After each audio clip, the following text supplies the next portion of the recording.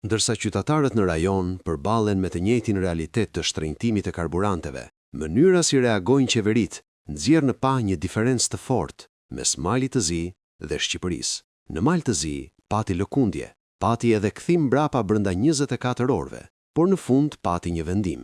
Qeveria ndërhyri drejt për drejt te aksiza, duke e ulur ndjeshëm dhe duke frenuar menjëherë rritjen e çmimeve.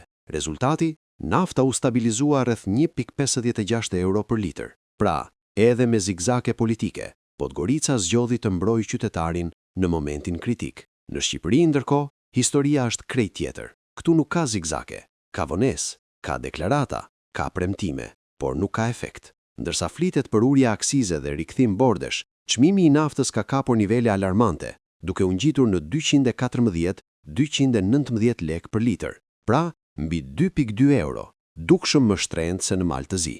Kjo nuk është më çështje perceptimi, por realiteti prekshëm.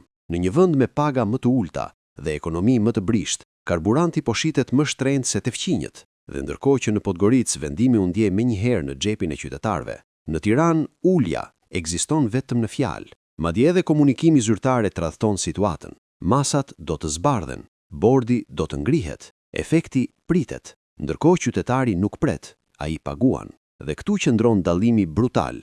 Një qeveri që tërhiqet për të vepruar dhe për të ulur barrën reale, dhe një tjetër që flet për ulje, ndërsa lejon që tregu të vazhdoj pa asnjë fren.